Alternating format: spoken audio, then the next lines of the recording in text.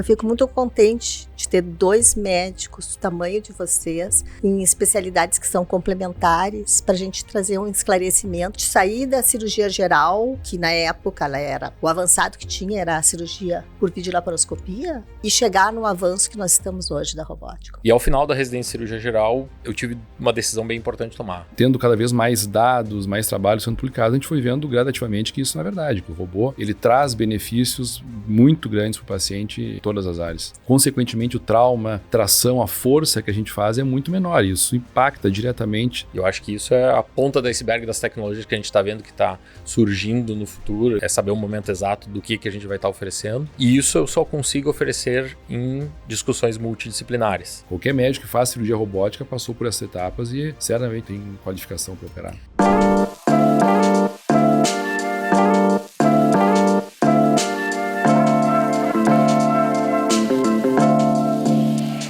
Olá, sejam muito bem-vindos a mais um episódio do Medicast. Esse é o episódio 49.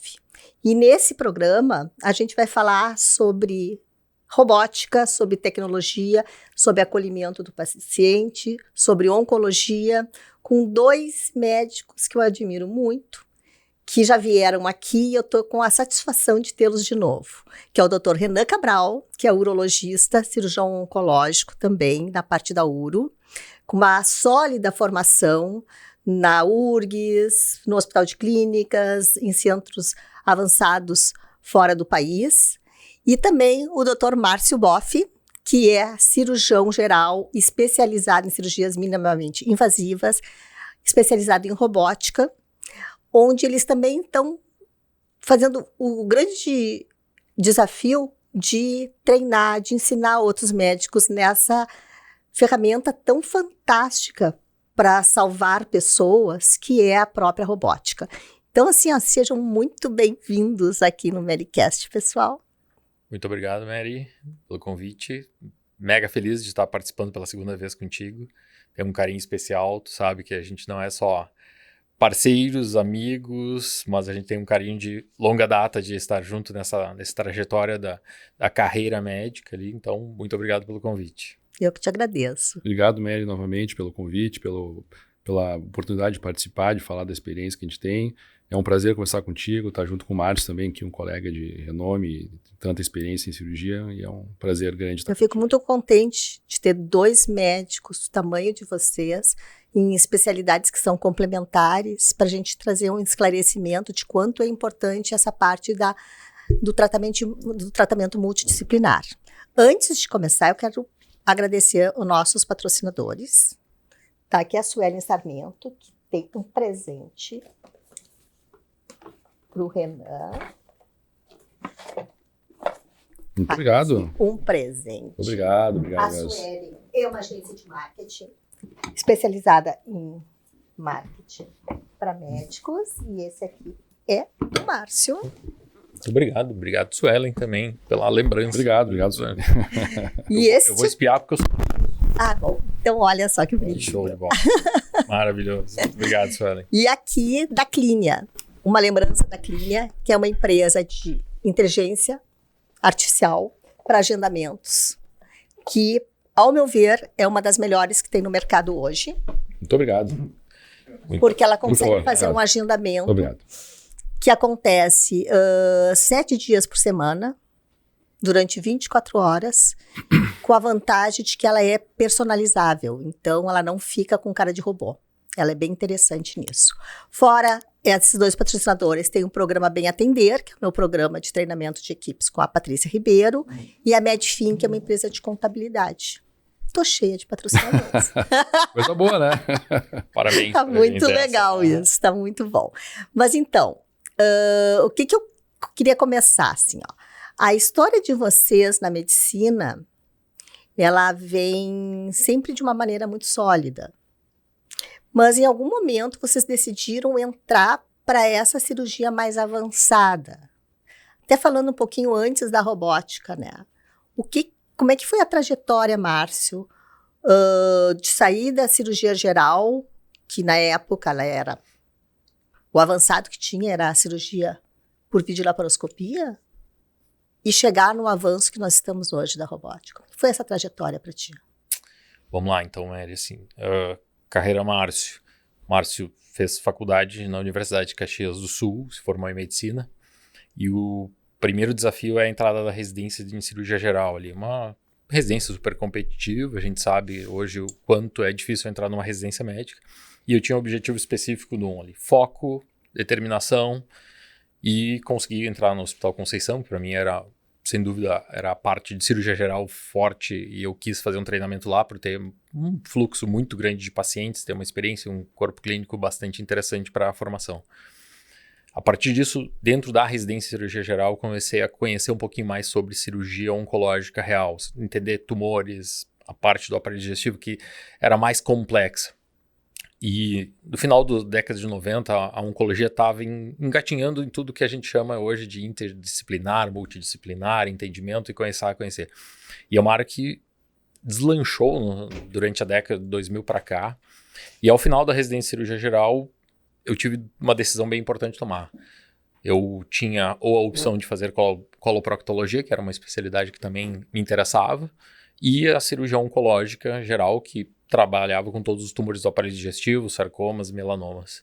E essa decisão dessa tomada foi para não focar em uma patologia específica e sim ter uma variável de complexidade muito maior que eu poderia estar trabalhando.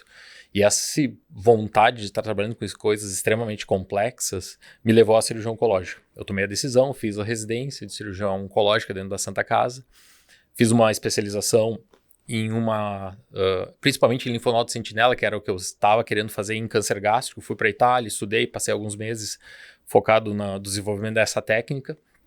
E essa técnica me levou a espalhar o conhecimento em cirurgia geral, cirurgia oncológica, cirurgia específica do câncer gástrico e o uso do linfonodo sentinela em câncer gástrico. Foi uma primeira pesquisa do Brasil, foi super interessante. Foi uma dissertação de mestrado que eu usei na época, 2005, eu fiz essa defesa da dissertação, a apresentação da dissertação. E isso acabou me projetando para descobrir uma coisa que eu mais gosto, que é a tecnologia, grau de dificuldade cada vez maior e entender patologias que são extremamente complexas e trabalha de maneira multifacetada. E isso também me fascinou ali de começar a entender e entrar no mundo da laparoscopia. E agora, por último, eu esperando a chegada das plataformas e isso se desenvolvendo em cirurgia geral, oncológica, até que o hospital teve a capacidade de comprar o robô e sim é uma tecnologia extremamente cara que possibilitar eu começar a praticar ali.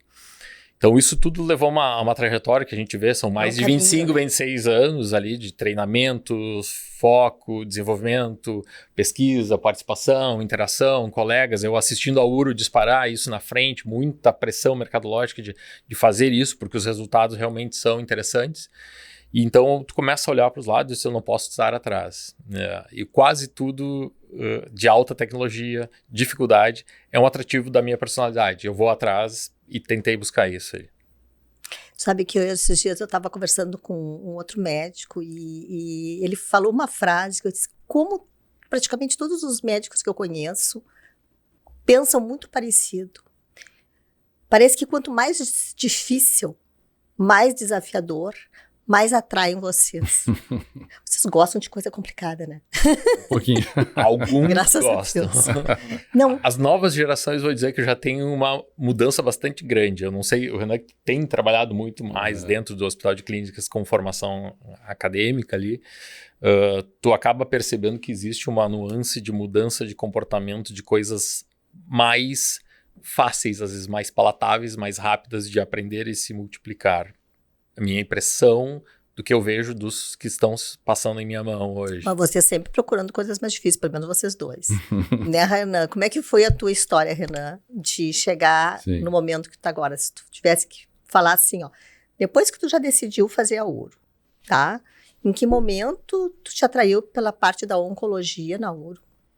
Como é que foi essa trajetória? A urologia, eu sempre quis fazer alguma especialidade cirúrgica. Isso sempre foi bem claro para mim. A urologia acabou surgindo pelo contato dentro do Hospital de Clínicas com o serviço, que para mim é um dos melhores serviços do Brasil, né, de urologia. Eu trabalhei sempre com o Dr. Walter Koff, que era o chefe, né? Então, a urologia foi um caminho quase natural. E depois, dentro da urologia, logo de cara já me interessei pela parte de oncologia, né? Câncer de próstata, que é o meu carro-chefe hoje em dia. É uma das áreas que sempre me atraiu mais, né? E a urologia sempre foi, dentro das especialidades cirúrgicas, sempre esteve na vanguarda das cirurgias que envolviam tecnologia, que envolvem tecnologia, né? A urologia sempre usou muita endurologia, materiais endoscópicos, equipamentos com tecnologia robótica, foi uma das primeiras, computadores, assim, sempre teve uma relação muito grande com a tecnologia. E a laparoscopia, né, a cirurgia minimamente invasiva, sempre foi parte da minha formação, só que a prostatectomia laparoscópica era uma cirurgia, e ainda é uma cirurgia muito difícil, que pouca gente fazia no estado, né? No Brasil, na verdade. O Dr. Mirandolino, né, que conhece muito bem, foi um dos primeiros e um dos poucos aqui na região a fazer essa cirurgia. Então, a formação em laparoscopia na parte de prostatectomia sempre foi muito ruim no nosso estado. E eu vi que a robótica, lá atrás, em 2013, quando comecei a ter contato, logo de cara eu vi que não teria como escapar disso, né? A prostatectomia era uma cirurgia que a gente costuma dizer que a próstata foi feita para ser operada com robô. É uma cirurgia que se adaptou muito bem à próstata e por isso ainda é uma das cirurgias mais realizadas por robô, e eu vi que era um caminho sem volta. Então, eu pulei direto da cirurgia aberta para a prostatectomia robótica. Não cheguei nem a fazer formação praticamente em laparoscopia na parte de próstata, né? Então, isso para mim foi quase natural. Comecei, então, em 2013 no Hospital de Clínicas. Na época, era o único robô fora do eixo Rio-São Paulo.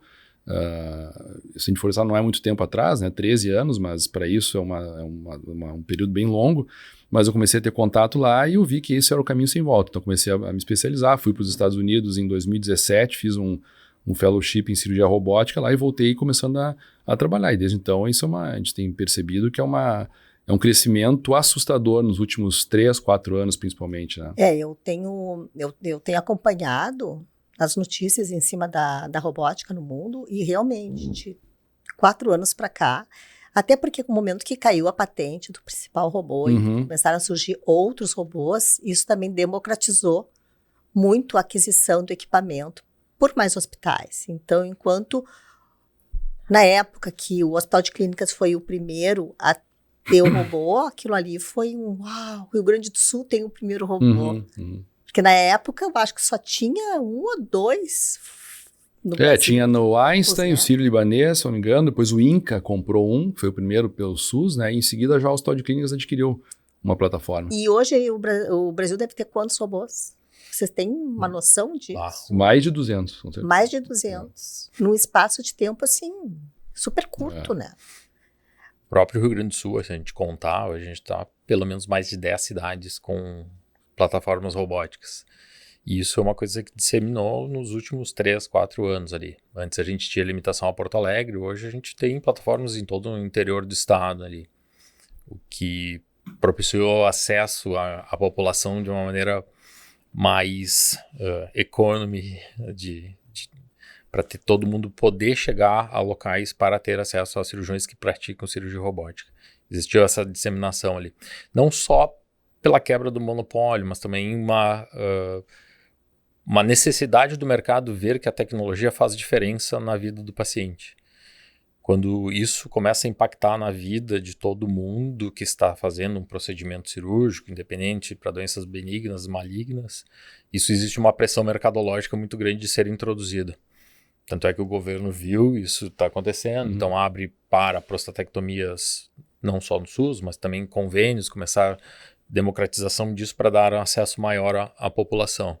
É um caminho sem volta que a gente está entendendo como isso vai se comportar, mas é uma tecnologia que veio para ficar. Isso é uma coisa também que eu gostaria de perguntar para vocês. Na questão assim, no quanto a gente consegue explicar para as pessoas que a cirurgia robótica ela vai fazer diferença para o paciente. Eu queria que vocês colocassem dentro da especialidade de cada um nesse momento, assim, o quanto o paciente é beneficiado em cima disso. Perfeito. Quer começar? Assim, eu sempre digo que a cirurgia robótica, o único limitador para se utilizar em todos os pacientes é custo, somente esse, porque em questões de resultados e benefícios para o paciente é inquestionável em praticamente qualquer cirurgia. Mas falando especificamente no meu caso da próstata, né, que é o carro-chefe, a cirurgia que a gente mais realiza, os resultados são muito melhores, né? Tanto em questões de recuperação, né? Eu já fiz vários pacientes cirurgia de manhã e de alta no mesmo dia, cirurgia praticamente uma cirurgia ambulatorial. Isso na cirurgia aberta, há pouco tempo atrás, a gente falava de 2, 3, às vezes 4 dias de internação. Então, uma cirurgia de 4 dias passar por uma cirurgia ambulatorial é uma evolução bárbara, né? Controle de continência, que é o controle da perda de urina, isso melhorou também muito. Hoje em dia a gente tem taxas em torno de 95% a 96% de continência pós-operatória precoce, pacientes que a gente tira a sonda e muitos estão continentes já na retirada, coisa que a gente não via na cirurgia aberta, ou via muito pouco. Sangramento, muito menos, dor. Os pacientes praticamente não têm dor, é uma cirurgia complexa, uma cirurgia grande, mas a recuperação é muito, muito rápida para o paciente. Então, os resultados são cada vez mais claros, né? Tanto, como o Márcio falou, é uma cirurgia que está sendo incorporada para o SUS, né? A prostatectomia robótica, os convênios também estão incorporando, vai acontecer, tenho certeza, com a maioria das cirurgias dentro de 1, 2 anos, a gente vai ter uma incorporação, porque é claro o resultado, né? A gente... lá em 2013, quando o Clínicas era o único robô, a gente escutava muito dos colegas dizer que o robô não servia, não era bom, não tinha vantagens, e quando a gente foi tendo cada vez mais dados, mais trabalhos sendo publicados, a gente foi vendo gradativamente que isso não é verdade, que o robô ele traz benefícios muito grandes para o paciente em todas as áreas. E tem também a questão da própria sexualidade, né? Porque a cirurgia robótica para próstata, ela dá mais segurança em relação a manter... Isso a gente consegue ter primeiro uma visualização muito melhor das estruturas, né? A ampliação da imagem em torno de 20 vezes. Então a gente consegue enxergar estruturas como os nervos que são responsáveis pela ereção, são nervos muito delicados, muito pequenos, a gente consegue ver com muito mais qualidade e de maneira mais fácil onde estão os nervos. A preservação, a gente consegue ter menos trauma na região, traciona muito menos usando materiais delicados, né? A pinça, em comparação à mão do cirurgião, é muito menor. Então, consequentemente, o trauma, a tração, a força que a gente faz é muito menor. Isso impacta diretamente na recuperação. Então, os pacientes conseguem ter taxas de recuperação da ereção melhores e mais precoces. Os pacientes conseguem ter ereção mais rápido depois de uma cirurgia de próstata. E, Márcio, na questão da cirurgia do aparelho digestivo, que é outra área extremamente vascularizada, complexa, que tem muitos órgãos junto. O quanto tu nota isso como benefício para o paciente? Bom, isso a gente tem visto que a cirurgia robótica te propicia a manipulação mínima de tecidos com o máximo de precisão que tu consiga. Então, essa maximização de movimentos te propicia qualidade naquilo que tu está fazendo. Um dos principais fatores em todo o aparelho digestivo são as conexões, as anastomoses entre duas estruturas. Tu conseguir conectar uma estrutura entre outra, dando pontos. Isso, para reproduzir na laparoscopia, é complexo, é difícil, a movimentação, tu não tem angulação de mão, a posição de agulha nem sempre é perfeita. Então, tu adaptava aquilo a um formato que não ficava tão confortável. E o cirurgião fazia uma cirurgia de 3 horas e precisava 3 dias para se recuperar. Estava com extrema dor no pós-operatório, o paciente maravilhoso, às vezes o cirurgião morrendo de dor, mas ele não conseguia reproduzir todo o movimento que ele gostaria. Então, para qualquer conexão que tu vai fazer no aparelho digestivo hoje, a minimização de movimentos com articulações robóticas dentro do paciente proporciona uma qualidade insuperável. E isso garante resultados de menor fístula, menor complicação e menor manipulação de tecidos. Isso é inexorável, isso já está mostrado em qualquer publicação, que a gente já sabe que isso funciona. E esse tipo de qualidade que a gente conseguiu melhorar com a robótica nos botou em lugares que a gente não tinha acesso, por exemplo, na laparoscopia. Uma hérnia de hiato gigante entrando no tórax, onde tu consiga manipular estruturas delicadamente, movimentar, trazer para dentro do abdômen, suturas em posições altamente complexas que tu tem que movimentar. Estruturas pélvicas laterais. 2 semanas atrás fiz uma cirurgia de um tumor na pelve de uma mulher, invadindo musculatura pélvica, pegando toda a parte de inervação, vascularização. Impossível ter articulação suficiente para chegar, por exemplo, com laparoscopia. E a robótica, maravilhosa. 2 dias eu estava com a paciente em casa. Sim, porque a gente tem que levar em consideração que na parte do aparelho digestivo a gente tem Me corrijam se eu estiver errada, mas a gente tem órgãos que se sobrepõem, né? Então, um na frente do outro, muitas vezes... Posições tridimensionais, São esse complexas. entendimento é fantástico. É importante a gente ter a melhor visualização, e a robótica ganhou muito com essa visualização em 3 dimensões. A manipulação de articulações que a gente não tem em laparoscopia. A mínima tração de tecidos, e isso, sem dúvida, desencadeia melhores reações inflamatórias e melhores recuperações. Já desde que o Renan comentou tudo, assim, menor sangramento, mobilização, enxergar estruturas que tu não enxerga, geralmente na laparoscopia ou na cirurgia convencional aberta. Então esse limite está sendo quebrado. Cada vez mais a gente está indo adiante ali. Inclusive com anastomoses vasculares, anastomoses, microanastomoses pancreáticas, biliares. Tu está conseguindo fazer com uma magnificação de imagem, uma qualidade nunca antes vista. E com movimentos que tu consegue filtrar, não só para ampliar os movimentos dentro, mas para minimizar os movimentos lá dentro. Então, tu trabalhar com 1 centímetro na mão lá fora, tu faz um movimento de 2 centímetros lá dentro. Ou o contrário, tu faz 2 centímetros aqui fora, faz meio centímetro lá dentro. Então, esse tipo de manipulação de filtrar o teu movimento e causar uma precisão maior, isso nós vamos só conseguir com plataformas robóticas. E eu acho que isso é a ponta do iceberg das tecnologias que a gente está vendo que está surgindo no futuro ali, que a gente está conseguindo utilizar hoje Brasil e mundo afora. E como é que vocês veem hoje a questão da curva de aprendizado do cirurgião, né? Porque isso não é uma coisa simples. Eu acho que precisa ter uma dedicação grande. E a gente tem gerações novas entrando com bastante habilidade, porque já, né, a própria a geração mais jovem sempre teve mais habilidade e a tecnologia quando entrou, por exemplo, a videolaparoscopia. Os jovens tinham mais facilidade, se falava, do que os antigos, enfim. Só que isso se aplica hoje. E como é que é hoje a questão no ensino, né, de replicar isso com as próprias proctorias, enfim.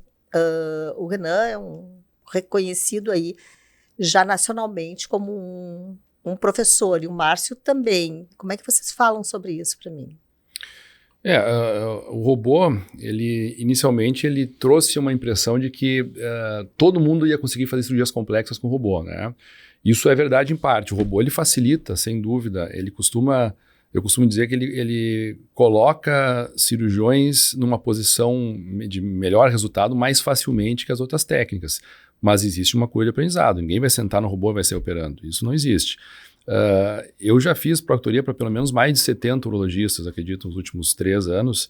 E é nítida a diferença entre os colegas. Ninguém vai dizer que todos têm a mesma capacidade de cirurgia. Isso muda muito, tem colegas que têm mais facilidade, outros têm menos facilidade, porque isso envolve uma habilidade manual, né? Então, tem pessoas que têm mais habilidade, vão aprender mais rápido, outros não, mas em média, o que eu vejo, assim, que uma cirurgia para ser bem feita, ela precisa de pelo menos umas 20 ou 25 cirurgias, eu digo da próstata, né? Para poder começar a ter um resultado adequado. Mas isso é muito variável, né? E a gente tem visto, tem muitos colegas que subestimaram essa dificuldade, eu percebi muito isso no início, e foram vendo que a cirurgia tem uma dificuldade, né? Que um médico pode fazer uma cirurgia aberta muito bem, até mesmo a laparoscópica muito bem, mas ele tem uma curva de aprendizado, ele tem que ter noções diferentes de posicionamento, uma imagem 3D, vamos dizer assim, da cirurgia, se saber onde está posicionado, pinças onde estão. Então é uma cirurgia que tem várias nuances, mas ela, sem dúvida, ela comparado, por exemplo, com a laparoscopia, ela tem uma curva menor, mas ainda assim ela precisa de um treinamento adequado. E ela não tem aquela questão de que muitas pessoas pensavam assim, é o robô que opera o paciente. Não, de forma Na verdade, boa. É o cirurgião que opera o robô. É uma ferramenta, né? Ferramenta. E isso até para o público em geral é quase mítico, assim. Um cirurgião que opera o robô vai operar melhor. Não, o robô não te ensina a operar. Quem tem muita praxis, ou seja, tem habilidade manual e tem o robô, vai performar muito melhor do que fazia na laparoscopia. Mas ele não vai te ensinar a operar. Então, o que o Ronan disse, ele treinou muita gente. Mas muita gente achava que o robô ia te facilitar ter aprendizado lá dentro. Não, ele não te ensina mais. Ele te dá habilidades maiores, mas se tu não tem habilidade já desde o início da tua formação, ele não vai te gabaritar. Se tu der pincel para todo mundo, ninguém vai ser Michelangelo. Vão ter poucos Michelangelos na vida ali. Então, assim, não importa a plataforma, o robô que estão te dando. Se tu não é um bom cirurgião, tu não vai te transformar num bom cirurgião. Então, esse é quase um mito que aconteceu ali. A gente viu isso disseminando, assim, me deem a plataforma, eu vou aprender, eu vou fazer, a coisa vai acontecer. Então, isso é bem importante a gente desmistificar. O cirurgião bom vai ter uma ferramenta melhor. Ele vai ganhar o carro de Fórmula 1 para poder guiar. Já dirigia bem no Fórmula 3, já aprendeu bem no kart. Mas tem gente que não dirige um kart bem, tem gente que não dirige o Fórmula 3 bem, tem gente que não vai chegar ao Fórmula 1, estudar o Fórmula 1, ele vai se matar, e vai acontecer. Então esse tipo de curva de aprendizado é fantástica, a gente vê acontecer muito mais rápida na robótica do que na laparoscopia, e propicia que tu te dá toda a ferramenta que tu precisa para fazer coisas adequadas. De ponta, mas não te ensina a operar. E tem uma outra questão, né? A gente tem hoje várias plataformas, né? Antigamente a gente tinha só uma. Hoje em dia tem várias que concorrem. Para cada plataforma tem uma curva de aprendizado, porque elas são diferentes. Como é que funciona isso? Isso até foi uma questão, né? Eu estava até o final do ano coordenando a certificação em cirurgia robótica da Sociedade de Urologia. A gente teve várias vezes essa discussão, né?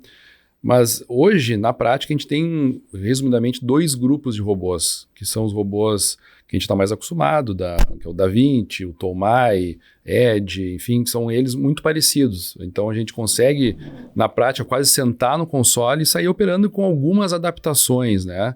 E tem uma outra plataforma, que é a plataforma Versus, que essa sim é completamente diferente. A cirurgia é toda feita com a mão, em comparação com esses outros robôs que a gente usa os pés e as mãos. Então, hoje tem dois grandes grupos de robôs, né? Então, isso melhorou bastante, facilita a vida. Quem opera com um quase sempre vai conseguir operar muito bem com os outros, entendendo as pequenas diferenças, mas a cirurgia em si não muda muita coisa não, entre eles. A cirurgia em si para o resultado do paciente, mas a curva de aprendizado para o médico vai ser bem diferente entre plataforma Versus para uma Da Vinci. A Versus, sim. A Versus é uma plataforma que a gente opera somente com as mãos, né? É bem diferente. E o Da Vinci, o Toumai, enfim, a gente usa um console, que é onde a gente senta, utiliza os pés e as mãos. Então, é muito parecido o robô. Ele tem muito pouca diferença e a curva de aprendizado é mínima para esse tipo de transição. Tanto que a gente pode operar de manhã num e de tarde está no outro sem praticamente nenhuma diferença. São pequenos detalhes que mudam de configuração, mas o conceito é o mesmo. Sentado, câmera, inserida a visão dentro de 3D, os joysticks de manipulação, as manoplas de manipulação, com os braços robóticos e tudo sentado do lado do paciente, junto com outro cirurgião do lado, junto com o paciente no bedside, ali do ladinho da cama, ali, ajudando ali. O Versus já é completamente diferente, são múltiplos braços, tu coordenado com o joystick todo na mão e tu sentado na frente de uma tela com óculos 3D. Então, tem suas diferenças e tem seus treinamentos diferentes. Então, eu não tenho experiência, por exemplo, no Versus, eu não quis treinar porque eu acho que todas as plataformas estão vindo com uma configuração muito parecida com o Da Vinci, como o Toumai, como o Edge, que eles vão ser muito mais do console sentado, com o conforto da visão 3D dentro do console, a manipulação de manoplas. Então eu fiz questão de estar focado num tipo de plataforma ali, e não aprender todas ali. Eu acho que é complicado aprender todas. É melhor a gente ficar boa numa, né? Isso aí. É como ter o Atari e ter o Odyssey ali, né? Tu pode ser bom nos dois, mas se tu for num, tu vai talvez se desenvolver melhor do que ele lá. Então, é fundamental. Em relação ao benefício do paciente, tá? E quando a gente mistura, vamos brincar agora, assim, de misturar as duas especialidades. Porque hoje em dia a gente tem na medicina a questão de trabalhar com a multidisciplinaridade, né, das especialidades se juntarem para o bem do paciente. No caso, hoje nós temos aqui Renan como urologista e o Márcio como cirurgião geral.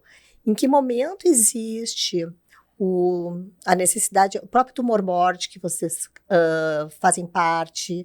Explica um pouco como funciona isso, como funciona esse fórum entre médicos para discutir o caso de um paciente. As pessoas têm muita curiosidade de saber assim, ó, eu não sei se meus médicos estão se conversando, se eles estão sabendo o que cada um vai fazer. Eu estou no caso de um amigo que teve 2 tumores independentes, ele operou a semana passada, um que foi de rim, e daqui 2 semanas ele vai operar um ponto que apareceu no pulmão, e são tumores independentes que ele está fazendo por robótica. Me explica como funciona isso no meio médico. Vou falar um pouquinho do que eu tenho de experiência, assim, da minha passagem toda em cirurgia oncológica. Tá?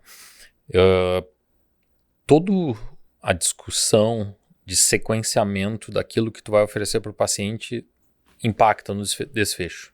Se eu vou oferecer primeiro cirurgia, químio ou rádio. Ou se eu tenho que só oferecer cirurgia, ou só rádio, ou só químio, ou só imuno, o que for. Para mim, ter o conhecimento em oncologia, em todo o aparelho digestivo hoje é muito complexo. Então, eu não sei tudo sobre qual a melhor sequência de tratamentos para câncer gástrico, estômago, reto, esôfago, via biliar, pâncreas. Então, cada vez a gente está aprendendo a se focar muito mais no que a gente deve, como cirurgião, estar focado. Sim, é saber o momento exato do que a gente vai estar oferecendo. E isso eu só consigo oferecer em discussões multidisciplinares. Então, eu aprendo com o oncologista aprende comigo, eu aprendo com o radioterapeuta. Essa interação em salas, que a gente chama de boards, de tumores, a gente leva para discussão semanalmente, tu apresenta aquilo de uma forma que tu quer saber o máximo de informação que o oncologista pode me dar, do radioterapeuta e do cirurgião. E, além disso, as nuances de cada especialidade são discutidas naquele momento. A gente vê modificações muito importantes, às vezes, na condução, tu tendo essa visibilidade multidisciplinar na condução de pacientes oncológicos. Essa concepção de que existe a receita mágica para cada paciente é falsa. A gente cada vez tem trabalhado com medicina personalizada, cada vez mais a gente tem estudado biologia tumoral, a gente tem descoberto cada vez mais partes do sequenciamento genético que influenciam e que a gente pode usar drogas em combinação para chegar ao melhor resultado. O objetivo, todo mundo vai ser a cura, todo mundo vai tentar buscar a cura, mas a melhor forma de chegar na cura, a gente tem vários caminhos. E para isso a gente tem utilizado muito esse tumor board ali. Eu fundei o tumor board do Mãe de Deus em 2007, então a gente já está fazendo quase 20 anos ali de utilização, e semanalmente a gente tem todo mundo sentado numa mesa para discutir. E hoje tem participações online, tem opiniões de outros oncologistas de todo o estado, às vezes até fora do estado, eles participam e estão ativamente nessa discussão ali. E isso no Brasil não é tão consolidado quanto na Europa e Estados Unidos, onde tem hospitais que não permitem o paciente ser conduzido sem ter passado primeiro pelo tumor board. Porque aquilo afeta decisões, e isso afeta muito o resultado, inclusive econômico, das instituições e dos países, até dos NIH, de outros sistemas de saúde que controlam o valor do orçamento anual. Isso só pode ser passado por um grupo de conselho, e esse conselho é dentro desses tumor boards ali. Quero ver a opinião de vocês, como é que vocês têm trabalhado na urologia, os boards, como é que tem funcionado hoje. Certamente vocês estão muito mais na frente do que a urologia, porque a urologia, ela, vamos dizer assim, está 15, 10 anos talvez, a uro-oncologia começou a se diferenciar mais, né? Porque a gente sempre teve uma cultura dentro da especialidade de tratar tudo de tudo, todo mundo fazia tudo. Eu terminei a residência em 2008, né? E pouca gente fazia fellowship em áreas específicas, né? Todo mundo fazia tudo de tudo. Então isso mudou e a uro-oncologia começou a se transformar numa subespecialidade nos últimos 10, 15 anos, e cada vez mais a gente tem visto grupos montando o tumor board, né? E isso, sem dúvida nenhuma, hoje em dia é fundamental, né? Não tem como a gente sozinho tratar a maior parte dos tumores sem ter uma discussão com um radioterapeuta, um radiologista que vai discutir os exames, uma ressonância magnética, tomografia, né? A gente vê isso todo dia, mas é muito diferente de um especialista que trabalha só com isso. Hoje a gente tem PET-CT, que é um exame ultra específico, também é muito utilizado. A gente precisa de um médico de medicina nuclear envolvido, o patologista para discutir detalhes da doença, o oncologista, obviamente, né, que vai ter toda a ferramenta para discutir protocolos de quimioterapia, no caso da próstata, bloqueio hormonal. Então, os tumores as doenças urológicas e uro-oncológicas são extremamente complexas, né? Então, a gente querer trabalhar sozinho, hoje em dia é inviável. Isso não, até eu me atreveria a dizer que é quase má prática médica não discutir os casos em conjunto, né? Porque a complexidade é tão grande, né? Avaliações genéticas é outra coisa que está cada vez mais em voga, tanto antes do diagnóstico, como também para direcionar tratamento de maneira mais personalizada. Então, a gente não tem como fazer isso sozinho, a gente precisa ter essa discussão em grupo cada vez mais estruturada. E o paciente, quando chega para vocês em consultório, ele sai dessa consulta sabendo que vocês têm essa atuação de discutir, e o caso deles com toda essa variável toda de especialistas, porque isso eu acho que deve tranquilizar muito o paciente e família quando sabe que o médico não vai decidir tudo sozinho. Está dando a coisa mais importante dele e a vida na mão de vocês, claro, então, né? Sem dúvida, eles abrem sua vida na frente, nossa, lá, e querem saber o que eles podem oferecer. A gente pode oferecer de melhor. E esse oferecer de melhor, sem dúvida, é não dá só a minha opinião, mas dar a opinião de um grupo. Ó. Talvez não para um caso simples, fácil e de decisões únicas, mas como na oncologia cada vez mais a gente trabalha com decisões complexas, a gente acaba falando, eu pelo menos acabo falando para eles, ó, eu entendo o seu caso, nosso plano é esse, mas nessa segunda-feira eu vou levar você para a reunião. Você vai ouvir a opinião de vários oncologistas, vários radioterapeutas, vai ter o patologista, vai ter o geneticista, vai ter vários membros que vão dar a opinião dele e eu vou bater o martelo se exatamente essa decisão que a gente está tomando está correta. Se eu tiver alguma mudança, a gente vai adaptar. Então, essa realidade, explicar para ele, dá uma segurança muito grande. Não, porque eu não está tomando só a opinião minha, Márcio, ele está ouvindo a opinião de mais 10 médicos. Uma consulta rápida. E até por causa da velocidade, né? Da evolução da ciência, ela está numa velocidade tão grande que não tem como a gente saber tudo. Não, é né? impossível acompanhar. Impossível. Então, se cada um na sua especialidade entra naquele mundo, aquilo ali aprofunda demais conhecimento. Então, esse momento é a hora que consegue fazer a junção de todas essas novidades e trazer para o benefício do paciente. Eu chamo ele de um grande divã para os nossos colegas, né? Eu apelidei o nosso tumor board de divã. Porque na maioria dos casos complexos, quem está em dúvida é o próprio médico que está conduzindo a discussão ali. Tu leva lá e tu quer ouvir a opinião dos seus colegas para ele te acalmar a tua mente e dizer assim, não, realmente é o que tu tem de ciência hoje, é o que tu pode fazer. Mas é uma divisão de compartilhamento de informações e compartilhamento de decisão que vai beneficiar o paciente, tu vai tentar oferecer o máximo possível. E isso é a melhor prática possível que tu pode oferecer hoje dentro de oncologia. Não tenho dúvida que é o caminho ali. Claro que, como o Márcio falou, não são todos os casos que precisam, né? Por exemplo, um tumor de rim, um nódulo de 2 centímetros que a gente vai retirar e vai estar curado, não precisa discutir. Agora, um tumor de bexiga invasivo que precisa fazer uma quimioterapia neoadjuvante antes da cirurgia, um tumor de próstata avançado com metástase, né? Isso aí a gente não consegue tratar sozinho hoje. Não deve, pelo menos, tentar tratar sozinho, né? A gente precisa discutir, conversar com os colegas. A quimioterapia vai ter que ser, obviamente, encaminhado para um oncologista, trabalhar em conjunto. Eu tenho colegas que eu trabalho já há anos, então já tenho uma intimidade para encaminhar o caso, para discutir. Isso facilita muito, né? Radioterapeutas, radiologistas, isso só agrega valor. Vocês falaram agora há pouco sobre a parte da oncogenética também, né? A questão da genética, ela serve não só como parâmetro para conduzir o tratamento ideal, como para prevenir para os familiares, né? Porque muitos tumores, eles podem ser hereditários, né? Sim, a gente tem testes da doença em si, né? A gente analisa o tumor geneticamente para definir qual é o melhor tipo de tratamento em algumas situações.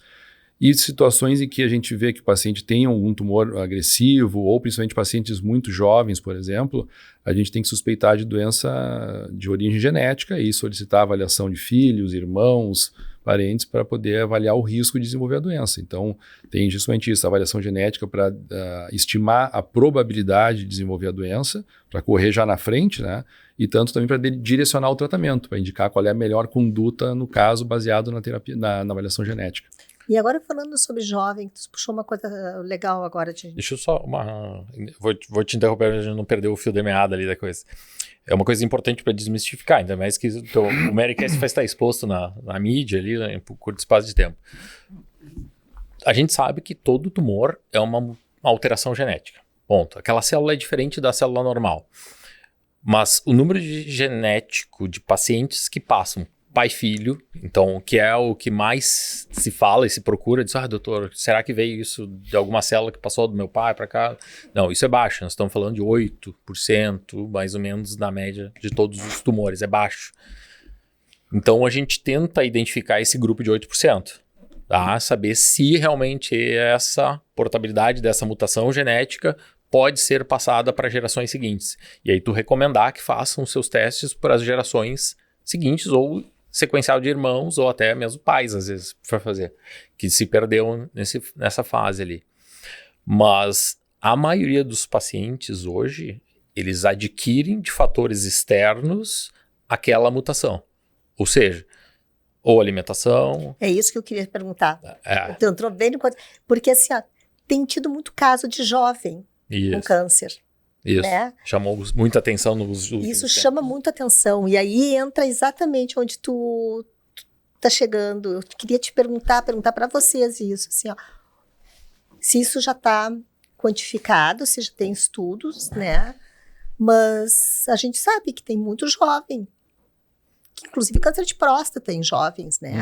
Antigamente se falava que seria o homem a partir dos 60 anos, ou alguma coisa nesse sentido. Hoje em dia, e os tumores do aparelho digestivo também. Só pode ser alguma coisa externa, né? Geralmente são fatores externos. A gente viu o aumento de incidência, ponto. Tá? Mas essa observação de tu chegar a identificar fatores únicos, ainda a gente não conseguiu identificar fatores isolados. Por exemplo, câncer coloretal entre 40 e 50. Se viu um aumento bastante importante nos diagnósticos nos últimos anos. Tanto é que baixou de 50 para 45 a indicação da colonoscopia. Então, essa procura foi mais intensa, a gente identificou mais, mas teve aumento de índices. Agora, o fator que levou a isso, se foi mudanças de comportamento, da ingestão excessiva de carboidratos durante a infância desse grupo de pessoas, a gente não consegue isolar. São estudos muito complexos, populacionais, de tentar tirar um fator. Ou se foi alimento, se foi a restrição de vegetais, se foi a diminuição de fibras, se foi o consumo excessivo de carnes vermelhas, se foi o uso de algum agrotóxico, se foi o consumo exagerado de refrigerantes com alta carga de glicose. Então, esses fatores individuais a gente não consegue filtrar. A gente sabe que aumentou. Tá? Então, assim, é bom o alerta, é bom a identificação, é bom o rastreio precoce, não esquecer de fazer a sua colonoscopia a partir de 45 anos de idade, sua endoscopia. E assim como assim, o cara que tem o homem ir em busca do câncer de próstata mais precoce, a mulher com câncer de mama também mais precoce, está em busca da sua mamografia, da sua sequência, avaliação médica ali. Mas os altos índices aumentaram realmente em faixas jovens ali. E próstata também, né? Isso a gente tem percebido. A gente opera muito paciente na faixa dos 50 anos, muito. E cada vez mais, ainda não é tão grande a incidência, mas tem aumentado abaixo de 50 anos. De pacientes com 45, 44 anos. Operei um com 43 anos o ano passado. É uma faixa etária que a gente não costumava ver tão frequentemente. Tenho percebido esse aumento. Mas, de novo, o que está acontecendo, não tem como saber. A gente não sabe essa informação. Talvez não saiba nunca, né, o que está acontecendo. Mas é uma coisa que tem chamado a atenção. A idade média dos pacientes com câncer de rim também tem diminuído bastante. Vê que esses fatores externos são muito difíceis de filtrar ali, né? São muitos, né? São muitos. O estado do Rio Grande do Sul, Porto Alegre, ele conseguiu superar o número de mortes por câncer dos casos cardiovasculares nos últimos anos. Então, a gente adquiriu os hábitos de países do primeiro mundo. Tá? Então, a gente talvez consome de uma maneira muito parecida com os Estados Unidos e Europa. Ganhou esse hábito ali, mas a gente também adquiriu o percentual de cânceres que eles têm lá. Então, a gente já conseguiu superar o número de óbitos relacionados a câncer do que doenças cardiovasculares. Foi a primeira capital brasileira a acontecer isso. Sem dúvida, isso deve ter a ver com hábitos de vida. tá? Exposição solar, alimentos, restrições alimentares, obesidade e vários fatores exógenos que a gente não controla, são multifatoriais. Então, isolar especificamente um a gente não consegue. Mas a gente consegue dizer que a população está tendo essa frequência maior de câncer e a nossa observação deve ser maior para aquela faixa etária. Não esquecer aquela faixa etária de procurar. Não deixar de fazer a recomendação de ir atrás ali. Essa é a importância de estar atento, né, a essas mudanças, porque isso são mudanças que apareceram, o quê? De uma década para cá? Talvez Alguma isso. coisa nesse sentido? E aí tu tá pegando gente que tá da faixa dos anos 70, 74 ali, até os 80 e poucos ali. Aí tu tenta reconhecer o que aconteceu na infância ali, talvez seja, assim, na infância, na adolescência deles ali, o que eles consumiram ou fizeram de certo ou errado que possam desencadear o aparecimento de um câncer precoce, que antes aparecia em 60, 70 anos e que adiantou. O que a gente fez de errado, talvez, para aparecer ali? Então, ainda não sabemos, tá? Então, assim, é uma incógnita para nós, mas a gente gostaria de identificar esses fatores para poder recomendar para os nossos filhos que não repitam a mesma coisa. Claro. Então, essa recomendação de hábitos saudáveis para ter uma maior longevidade e atrasar uma maior chance possível de ter um câncer de origem exógena, faz parte de a gente estar fazendo recomendações. Então, isso cada vez mais a gente está tentando bater na população. Acho que a gente tem melhorado muito, diminuição de cigarro, ingesta de bebidas alcoólicas, hábitos de vacinar as populações, prevenções, HPV e outros. Tudo isso a gente vai conseguindo minimizar, filtrar para atrasar o máximo possível os diagnósticos, mas a gente não chegou ainda aos fatores individuais e iniciais que pegaram essa faixa etária aí da década de 70 e 80 para eliminar o que eles fizeram de errado ali. Mas se a gente pensar, né, a alimentação teve uma mudança muito brusca dos anos 80 para cá, né? Até os anos 80, a alimentação era muito mais natural, vamos dizer assim, né? A industrialização de comidas, refrigerantes, salgadinhos, comidas em embalagem é dos anos 80 para cá, que é justamente a época que essa geração, era a infância dessa geração, início da adolescência, né? Então, quando esses pacientes eram bem jovens, é onde teve essa troca foi bem na virada, né? Importante de alimentação, né? Acho que ali final dos anos 70 para os anos 80 a alimentação mudou muito, né? Uma comida mais industrializada, mais embalada, com conservantes, enfim, né? Mas se a gente continuar nesse raciocínio, então daqui para frente vão ter mais casos aí. Se for esse o motivo, né? Vou dizer que existe uma pressão também de mudanças de hábitos, tá? Defender alguma coisa do Trump, da inversão da pirâmide alimentar agora ali, de tentar... interessante. É uma coisa necessária, não é só interessante, é básica daquilo que a gente estava fazendo, tirar o ultraprocessado e botar alimentos. Se tu não sabe o nome de onde veio o teu alimento, alguma coisa está errada ali, né? Tu vai comer comidas altamente processadas, cheias de ingredientes, conservantes, certamente deve ter algum efeito que a gente não consegue mensurar pela diluição que isso se faz na grande escala, né? Se a gente conseguir, daqui a um tempo, fazer o comparativo, depois dessa inversão da pirâmide, para ver se vai dar resultado positivo nisso, né? Tem várias coisas surgindo, né? Provavelmente o uso de medicações agora para controle da obesidade, controles alimentares, o incentivo de consumo maior de fibras, frutas, vegetais, para que isso melhore hábitos de vida, diminui o índice de obesidade, diabetes, outras coisas que são consequências multifatoriais de várias doenças, não só cardiovasculares, mas principalmente as oncológicas também, que é o que a gente vive bastante ali. Então, acho que isso vai impactar na vida. A dificuldade é só conseguir provar, né? Qualquer mudança por exemplo, que se faça hoje, o impacto populacional vai ser vir daqui 20, 30 anos, Sim. né? Então, essa a grande dificuldade dos estudos conseguirem identificar a causa, porque o tempo de observação e acompanhamento é muito longo, né? Que tem que ver com comportamento, né? Estudos populacionais, assim, são extremamente difíceis, extremamente caros, e que muitas vezes podem esbarrar em gerações, budgets, ou seja, o valor deles, assim, muito custo para conseguir resultados, às vezes, que são efêmeros, assim, não conseguem modificar.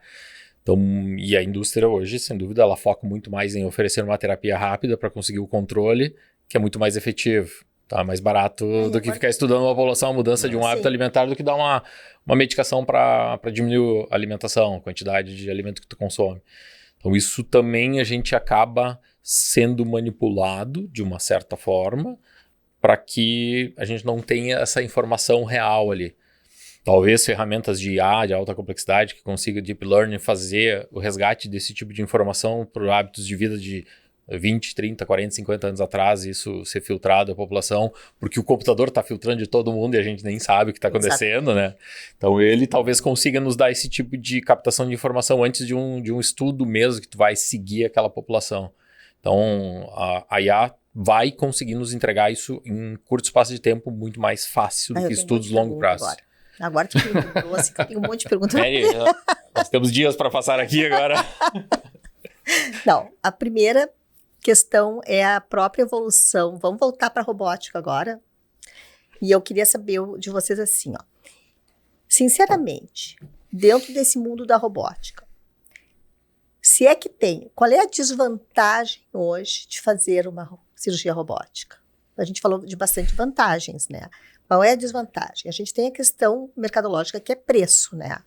Hoje, ela tem um custo, embora cada vez vai ficar mais fácil, melhor, porque o SUS já vai incorporar algumas cirurgias, os planos de saúde já estão incorporando outras, e a tendência é isso ficar mais democratizado. Mas, fora isso, tem alguma outra coisa que seja impeditivo? Eu acho que para mim o único impeditivo ou desvantagem de robótica é custo. Eu não consigo ver outra desvantagem em relação a qualquer outra técnica cirúrgica, né? Hoje, voltando de novo, falando sobre próstata, se oferecer para qualquer urologista que tiver um câncer de próstata, qual é a técnica que quer que seja feita nele, eu não tenho dúvida que a maioria, para não dizer todos, vão falar robótica, né? Para ser operado como paciente. E eu vejo isso mesmo para os outros pacientes. A gente não tem um impeditivo de fazer uma cirurgia robótica que não seja custo. Tem algumas contraindicações, enfim, são coisas de cada paciente, né? Mas o paciente saudável, não consigo ver uma contraindicação para fazer cirurgia robótica. Que eu não digo assim, concordo 100%, tá? Que a limitação, sem dúvida, hoje monetária faz parte de estar oferecendo alta tecnologia. Isso tem custo, isso tem impacto, isso tem melhora de vida e muitas vezes até de desfechos. Porém, o valor atrapalha. A minha preocupação sempre, dizer, não é tão real, mas assim, isso pode acontecer, do médico achar que aquela ferramenta pode ultrapassar alguns limites e te deixar fazer coisas que tu não está habilitado a fazer ainda ali, tá? O freio não é bem estabelecido, tá? Eles te dão um carro de Fórmula 1, esse carro de Fórmula 1 pode andar a 350 por hora ali, mas esse freio nem sempre é tão efetivo quanto era do carro menor. Então tem algumas nuances ali de te darem esse tipo de ferramenta e achar que tu pode tudo e não pode cruzar alguns limites. Então isso também dentro da curva de aprendizagem, eu acho que tem que ser muito filtrado. Assim como a laparoscopia propiciou uma certa democracia, porque o cirurgião não opera só ele, o grupinho dentro do bloco cirúrgico. Ele está numa tela filmada e gravada. Muitas vezes isso é reproduzido. Então está todo mundo vendo. E essa democracia de estar todo mundo vendo, tu é filtrado e é visto como cirurgião por um monte de gente que está também te segurando e filtrando a tecnologia. Então, assim, tu não tem como mais enganar os resultados. A coisa está lá, é visual. Então, democratizou também. Então, eu tenho exatamente a mesma coisa. Eu acho que a limitação principal, ainda sendo monetária, acesso à tecnologia, mas inexorável, daqui para frente só vamos botar para fazer mais e mais. Não sei se não ficou claro, mas eu digo assim, um caso, por exemplo, uma prostatectomia, eu acho que não tem discussão. Agora, claro, a técnica, a gente não pode achar que com o robô a gente vai fazer qualquer cirurgia. Isso eu concordo também.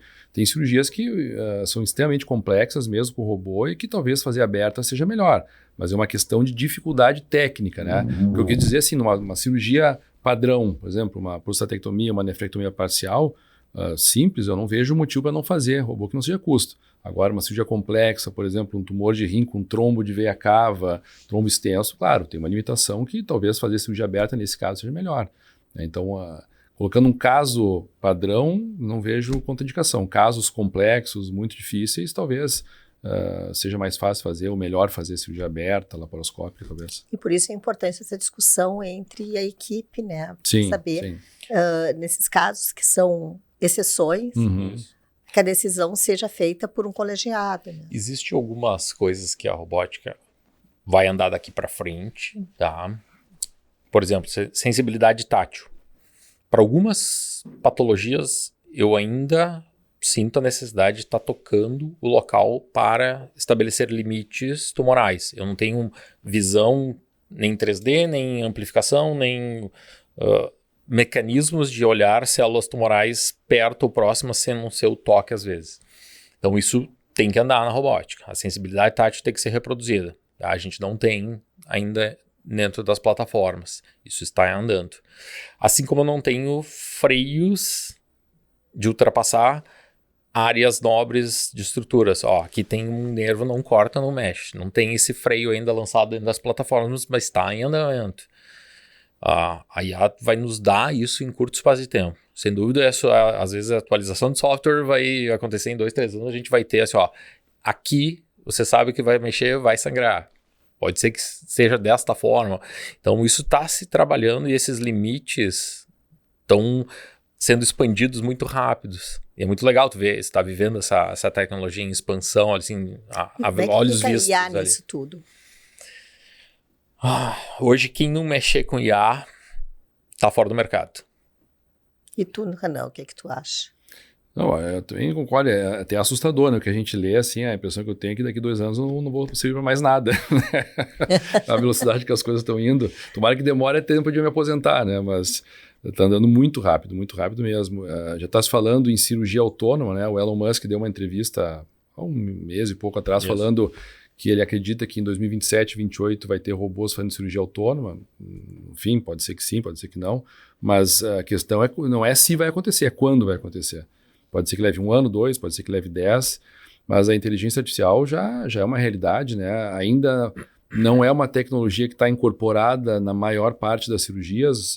Na cirurgia robótica a gente não tem ainda inteligência artificial embarcada nas plataformas, mas sem dúvida isso vai acontecer nas próximas gerações de robô. Talvez seja isso, ele já começar a identificar áreas de risco, vamos dizer assim, que não pode ser cortado, não pode ser mexido. Pode ser que ele trave o movimento, pode ser que ele assuma em algumas partes da cirurgia etapas do procedimento, mas isso vai acontecer, não tenho nenhuma dúvida. Essa entrevista do Musk foi muito, muito interessante ali e ao mesmo tempo assustadora, né? Te dizer que em 2, 3 anos várias cirurgias vão ser feitas pelo robô Optimus dele, que ele está lançando ali. Assusta, mas não é de desconfiar a total que isso não vai ser verdade. A capacidade da lei de Moore, que era a multiplicação dos processadores de informática, levar em torno de 2 anos para dobrar a taxa de velocidade, com a IA, a gente passou a desenvolver tecnologias de mudança de comportamentos da própria IA em 4 meses. Então, se dobra a velocidade de processamento de informações em 4 meses, a limitação vai ser física. Física principalmente no mundo, que se discute hoje é a energia, que é uma das coisas mais necessárias para a multiplicação e utilização dessas tecnologias. A gente vai necessitar muita energia para utilizar, e a gente não tem essa energia para desenvolver e nem fazer acontecer uma IA para atualizar e trabalhar de escala tão grande quanto se está se imaginando. Então a gente vai ter limitações físicas do desenvolvimento desse tipo de tecnologia. Mas é muito interessante e inexoravelmente a gente vai ter que se adaptar a ela ali. E aí a gente vai ter que aprender como a gente vai ter que lidar com esse tipo de ferramenta, porque nós vamos perder espaço. Tá? Nós, médicos, vamos perder espaço.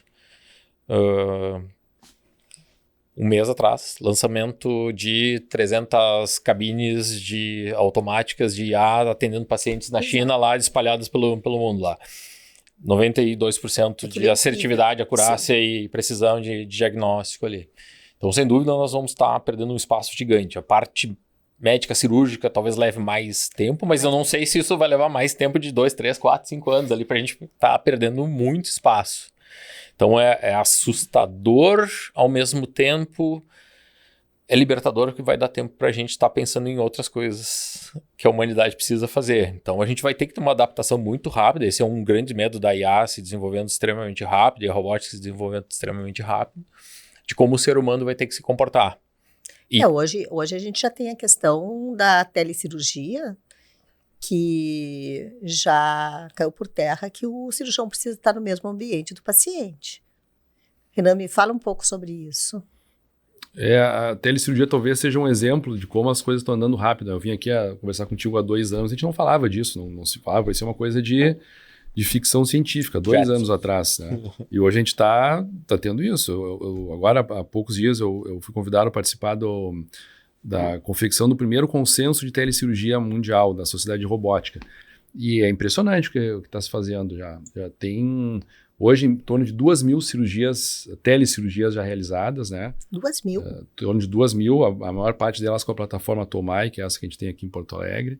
A gente realizou aqui, teve a primeira cirurgia entre São Paulo e Porto Alegre, uma prostatectomia. Depois, início de novembro, eu fiz uma cirurgia com a equipe do Dr. Patel dos Estados Unidos. A gente fez de Porto Alegre para a África, para Angola, 9.000 quilômetros de distância. A cirurgia transcorreu super bem, né?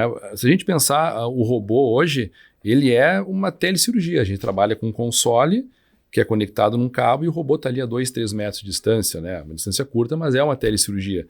O que se fez é somente aumentar essa distância, né? Somente não, mas é uma simplificação de como é a telecirurgia. Claro, com todos os cuidados de rede, né? Mas hoje a tecnologia para fazer telecirurgia está mais do que suficiente, a gente consegue realizar tranquilamente.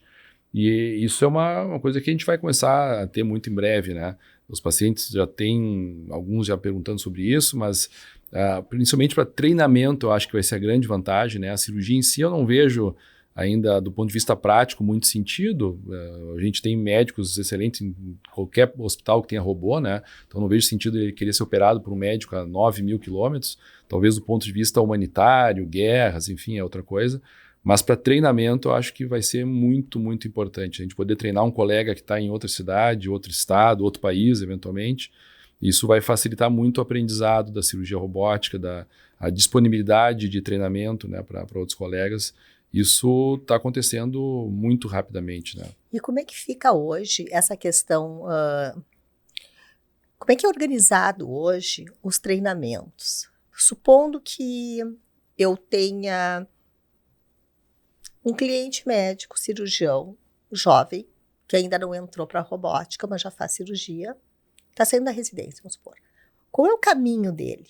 Como é que é essa trilha para se tornar um bom cirurgião por robótica? Ele tem que ter um proctor. E daí, como é que funciona para o leigo entender que esse médico, ele participa da cirurgia junto, no início é esse proctor que faz a cirurgia e esse aluno assiste, ou eles já fazem junto? Como é que funciona esse mundo para quem é leigo?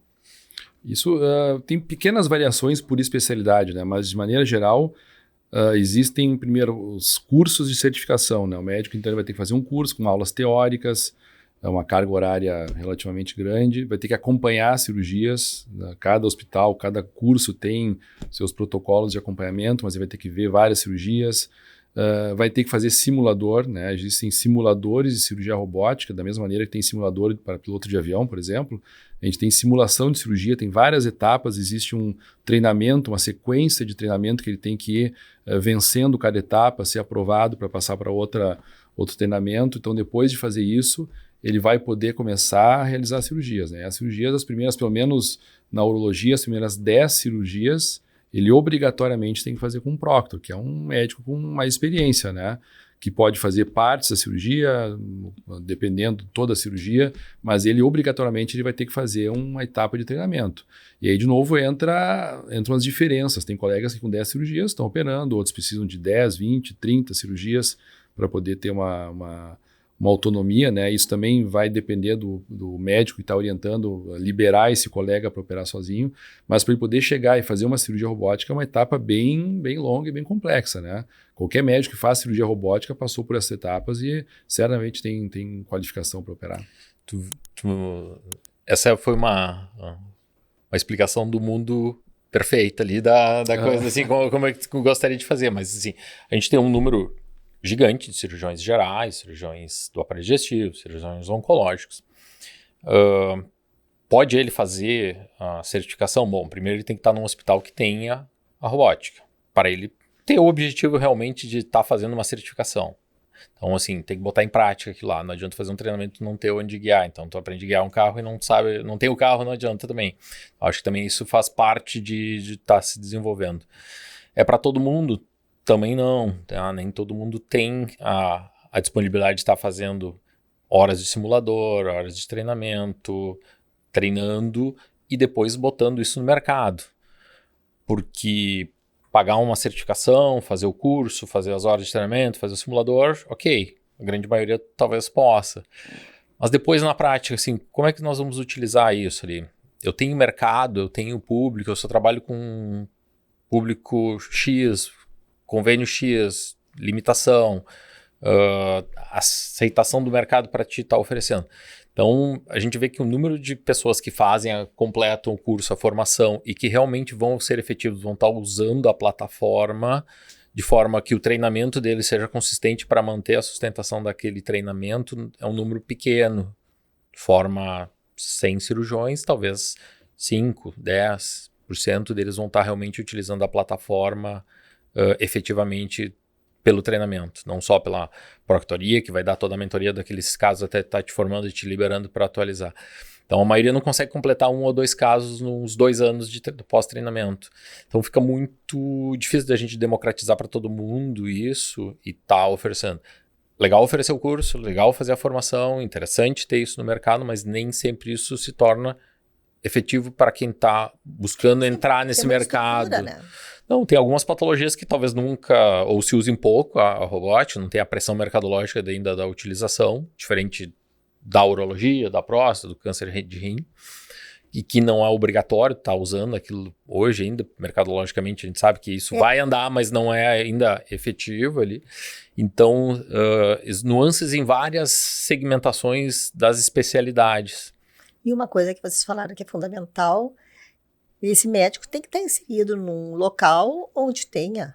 O último levantamento que a gente fez na Sociedade de Urologia, 15%, 16% dos médicos que fizeram certificação seguem fazendo de maneira sistemática a cirurgia. E desses 16, se eu não me engano, são 5 ou 7% que fazem alto volume, que tem um volume adequado de cirurgias. Então, a maioria não faz, e dos que fazem ainda são poucos que fazem um volume consistente de cirurgia. Justamente por isso, né? Está inserido numa estrutura, também, né? Às vezes faz o treinamento e mora numa cidade que não tem um volume grande de pacientes, ou não está inserido num hospital que ele consiga acessar o robô de maneira mais fácil, né? Então, o treinamento é uma etapa, mas não é o suficiente. Tem toda uma um mundo corrida novo. ainda, né? É um mundo novo. É um mundo novo. Então, claro, tu tem ansiedade, tu quer fazer a tecnologia, mas tem que entender teu público, tem que entender onde tu está inserido, se tu vai conseguir botar aquilo em prática ou se vai ser mais uma formação que tu vai ter ali que talvez tu use muito pouco. Então, a recomendação, a gente vê ali, tu falando 6, 7% realmente vão ter alto fluxo. E alto fluxo nem são volumes tão grandes, às vezes são 10, 12 casos. Sim, a diferença ali, é grande ainda. São 10, 12 casos por ano, assim, que é baixo o volume da maioria do que opera realmente robótica. Então, tu vê que isso, mesmo tu democratizando, oferecendo para muita gente o treinamento, poucos vão utilizar isso de uma maneira persistente e que recorrente e que vão dar a praxis para diferenciar ele no mercado. Dentro até do que eu faço, né? No meu trabalho de consultora, eu converso muito com os médicos, meus clientes, sobre planejamento de carreira e se vai valer a pena determinado investimento. Isso. Às vezes tem que também pesar, parece que é moda fazer robótica, mas será que ela é possível onde tu atende? Será que realmente é o que tu queres? Sabe? Isso é uma coisa que eu percebi em 2020, 2021 teve uma expansão absurda nas plataformas e todo mundo queria fazer a certificação.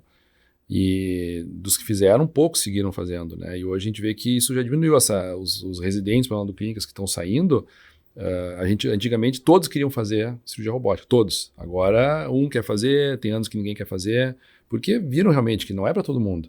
Tem outras áreas, né? Para poder fazer qualquer que seja a especialidade ou subespecialidade, tem que ter um volume de atendimento. Não adianta a gente fazer, por exemplo, uma cirurgia robótica hoje e fazer outra daqui 6 meses, 9 meses.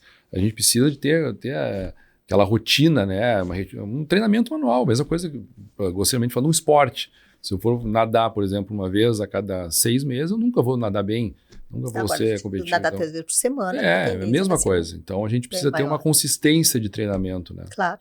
A gente sabe que quem repete mais, faz mais, acaba tendo maior chance de o sucesso ser verdadeiro. A persistência mata a qualidade em quase tudo. Então, e na robótica da mesma forma, a gente vê que quando tu começa a praticar mais tu está inserido, mais facilidade tu tem e os teus resultados começam a melhorar. Então, essa curva é verdadeira para todos ali que fazem isso ali. Então, o treinar é legal, é bonito, acho super bom ter esse contato. Alguns vão disparar mesmo em suas carreiras, talvez utilizando a plataforma robótica, mas na maioria a gente está falando aí de 85% não vão nem utilizar mais a plataforma. E 6 a 7 que vão realmente ter um desempenho legal de estar utilizando num volume frequente. A não ser que realmente se multiplique o número de robôs de uma maneira grande. Transformam laparoscopia possa robótica. ter bastante robô, enfim. Isso aí vai levar um pouco mais de tempo. Ainda tem um limitador no treinamento que eu acho que ainda não está disponível na residência médica, né? Porque o Márcio sabe bem, o que a gente é muito mais fácil a gente aprender qualquer técnica nova durante a residência. Uma série de fatores, né?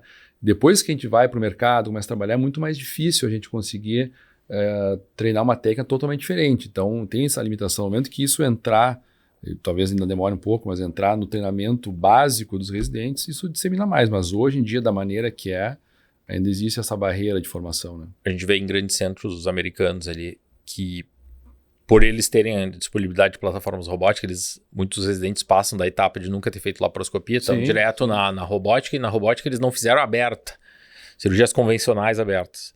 E as dificuldades de transformar uma cirurgia minimamente invasiva numa cirurgia convencional, aberta, se torna um monstro de 7 cabeças para eles, né? Isso é um problema também, né? Para nossa formação, a gente aprendeu aberta, laparoscopia e depois passou para robótica. Então, essa sequência de crescimento faz toda a lógica de a gente continuar trocando, fazendo esse ligar e desligar para uma para outra fácil. Mas quem só aprendeu o robô não sabe.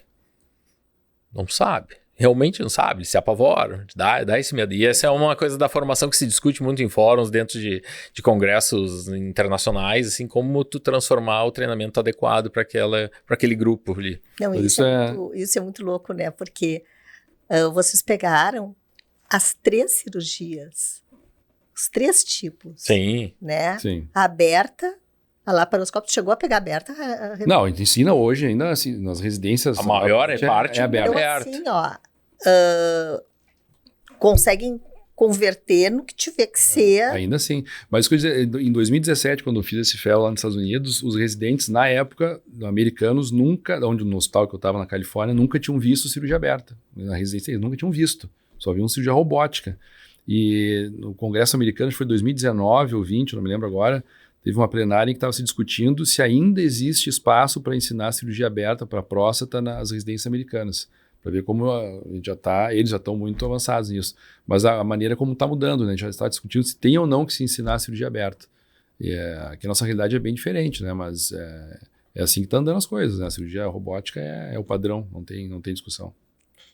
E dentro do limite ético, como é que fica a questão da cirurgia robótica, principalmente quando a gente fala em telecirurgia? Como é que vai funcionar isso? Quem é responsável pelo paciente? Essa foi uma das principais discussões lá nesse evento, porque a parte técnica está claro que é viável, não tem problema. Mas é a questão legal e ética, né? Hoje, até existe uma regulamentação do Conselho Federal de Medicina sobre cirurgia robótica, e lá no final tem um parágrafo só que fala sobre telecirurgia. E uma das poucas coisas que fala é que em cada ponta, tanto na ponta onde está o paciente, quanto, obviamente, na ponta onde está o console, os 2 cirurgiões têm que ter capacidade de assumir a cirurgia. Tá? Isso é o mínimo. Mas tem outras questões, por exemplo, o registro no Conselho Regional. Hoje, para a gente poder atuar como médico dentro do Brasil, eu preciso ter um registro dentro do estado, dentro do Rio Grande do Sul. Se eu for operar em São Paulo, eu tenho que ter um registro no Conselho Regional de Medicina de São Paulo, e assim por diante. Como é que funciona com a cirurgia robótica? Se eu estou em São Paulo e opero um paciente em Porto Alegre, eu tenho que ter um registro nos 2, um registro só em São Paulo ou só em Porto Alegre é o suficiente? do ponto de vista de convênios, né? O reembolso, o pagamento, também é uma questão que tem que se discutir. Se tiver qualquer complicação na cirurgia, quem que vai responder? Os dois? Um que está junto, que não está? Então essa é a grande questão hoje, essa é a parte tanto ética quanto legal. Está se discutindo, ainda não se existe consenso, mas essa é a limitação, talvez, para se fazer cirurgia. Tem muita discussão pela frente. Tem não só essas duas partes, mas também quem paga a conta, né? Eu estou botando o paciente para ser operado dentro de um hospital X aqui, vai gastar dentro de internação, mas tem um cirurgião operando lá, né? O cirurgião de lá operando para cá. Quem é que paga esse custo todo ali de 2, 3 equipes de disponibilidade? Porque lá naquele hospital que o médico está sentado no console, aquele console não está sendo usado para operar um outro paciente lá, que vai render para aquele hospital. Então, vai ficar parado aquele console lá usando. Então, tu vai bloquear uma cirurgia no teu local onde tu vai ter um ganho não só do procedimento, mas de toda a internação, custos, equipamentos, materiais, ou tu vai deixar aquela plataforma para fazer uma telecirurgia. Então, isso tem um mundo ainda para ser discutido e como compartilhar isso. São vários arestas que têm que ser polidas ali para chegar ao modelo ideal de treinamento ali. Ataque cibernético, por exemplo, né? Alguma invasão de rede, está se operando, um hacker invade e sequestra a cirurgia, por exemplo. Loucura, né? Pode acontecer. Alguém assume o poder de controlar o joystick do então, sistemas digitais, né? A gente pode estar... Tem tudo isso. Tem toda essa segurança cibernética, redundância de rede, se a rede cai, por exemplo, né? Tem que ter uma rede de backup por satélite, ou enfim. Isso é uma loucura, mas tudo tem que estar sendo discutido, porque é o complexo, futuro, né? Complexo. Então, embora a gente ache que isso aí seja uma coisa assim, ó... Ligar um cabinho e sair operando... assim, não tem como, né? Não é tão banal. Existiu, não só... É um caminho que é certo que vai acontecer, mas a gente... Tem que resolver essas arestas, realmente. Com o surgimento da tecnologia surgem problemas que a gente não tem, né? Vão se criando tecnologias e criando problemas também. É porque a gente começa a ter a vida mais mansa, assim, daí inventa uma tecnologia nova. Problema para se incomodar. Tem um monte de problema na vida da gente. A gente é assim, a gente não chega no platô ali da zona de conforto. Vamos inventar uma moda. Nós vamos para a próxima ali, né? Vamos não se aquieta. Gente, então assim, ó, para vocês dois, com toda a experiência que vocês têm, tá? Se hoje vocês tivessem que falar com um residente que está terminando a residência de cirurgia, tá? Ou de uro, o que vocês diriam para esse residente se ele diz assim, pai, eu estou super afim de entrar já para esse mundo da robótica? O que é inegociável também para um cirurgião? Uma coisa assim, que ele precisa ter aquele perfil já para pensar. Complexo, uma pergunta de dizer no mercado que a gente não está confortável de dizer que ele vale a pena investir naquele setor nesse momento ali. Primeiro, a gente tem um número gigante de médicos, então assim, eu diria assim, tu vai ter que sentar nessa tecnologia, te focar e vai levar um bom tempo para te entrar no mercado para estar fazendo exatamente o que tu imagina. Então, aprender patologias, aprender foco, aprender a ser um pouco desafiador, participar de sociedades, participar de equipes de alto volume, estar acompanhando mais gente com experiência. Então, são várias etapas que devem ser feitas numa formação médica para ter a possibilidade de entrar nesse mercado real. Não é uma coisa tão linear quanto a gente gostaria. Terminou a residência, cirurgião oncológico, quero fazer robótica. Tá. Fazer o curso não vai abrir aquela porta para ele entrar naquele mercado. Ele vai ter que estar acompanhando gente de alto fluxo, vai ter que ter gente experiente, vai ter que se focar e vai ter que aprender que aquilo vai levar tempo. Não ofertar e cruzar limites da sua ciência para tentar usar a técnica, isso em seu favor, e não em favor do paciente. Então, são várias pequenas coisas que a gente tem que sentar e conversar individualmente. Eu acho que o que ele pretende realmente do seu foco. Não consigo hoje dar a fórmula mágica para ele dizer assim, um belo... Vai por aí que... vai por aí que é fácil. Não é fácil. É difícil, né? Às vezes eu fico pensando o que eu diria para meus filhos fazerem, não só na medicina, em qualquer área hoje é difícil. A gente pensar em alguma coisa que vai ter um futuro garantido daqui de 5, 10 anos, da maneira que as coisas estão evoluindo, né? É muito complexo. Mas na cirurgia, na medicina, mas principalmente na cirurgia, eu acompanho tanto os alunos quanto os residentes no hospital, a gente vê que tem muito mais, obviamente, médico, muito mais residente, muito mais aluno, mas tem cada vez mais pessoas não querendo sofrer, entre aspas, para chegar no objetivo. Todo mundo quer uma coisa muito rápida, né? Eu acho que falta resiliência, por exemplo. Todo mundo quer para ontem as coisas, não se tem paciência, porque é um caminho longo, né? Por exemplo, na minha área são 6 de medicina, 6 anos de residência, 3 de cirurgia geral, 3 de urologia. Hoje a gente precisa obrigatoriamente fazer uma subespecialização, coisa que na minha época não precisava. Em 2008, 2007 a gente fazia residência e fazia quase tudo. Hoje não, hoje a gente tem que fazer residência e fazer mais alguma coisa, uma subespecialização, fellow em andrologia, urologia pediátrica, cirurgia robótica. Então o caminho é mais longo, sem dúvida, mas eu acho que para aquele aluno residente que tem paciência, quer trabalhar, que é uma coisa também que a gente vê cada vez mais as pessoas não querem trabalhar, querem conseguir as coisas de mão beijada, né? Isso não muda. Acho que isso é uma forma que para qualquer área da medicina vai ajudar. Ter paciência, né? Porque as coisas não vão acontecer rápido de forma alguma. Ter resiliência, ter paciência para trabalhar, baixar a cabeça e estudar muito, trabalhar muito. Isso vai ajudar em qualquer área. E estar cercado dos bons, né? Eu acho que isso é uma coisa importante. Acompanhar a gente que tem experiência, que trabalha já na área de interesse, né? Isso muda muito para se inserir no mercado. Networking, né? Uma coisa super importante, ter contato com colegas, aparecer, né? Se mostrar para os outros, porque às vezes pode ser um médico maravilhoso, a gente sabe muito bem isso, né? Um médico excelente, mas às vezes não se mostra, está lá escondido, ninguém sabe que existe. Então, trabalhar com redes sociais é uma coisa que faz parte hoje. Deveria até ter uma cadeira na medicina, né? Trabalhar com redes sociais, com marketing. Isso é uma coisa fundamental. Digital. Posicionamento. Hoje em dia também faz parte, é uma coisa indissociável, né? Isso é uma coisa que há tempos atrás ainda poderia ser escolhido, né? Hoje em dia não tem escolha. Entendeu? Não tem uma fórmula mágica para chegar ao sucesso. Existe, sim, sabido que tu tem que seguir aquela escada até chegar lá ao topo. Mas as escarpas da subida ali são complexas e a maioria não quer passar por isso. Eles acham que é uma reta linear. Ela é cheia de altos e baixos, assim como a vida, assim como nossos problemas diários ali.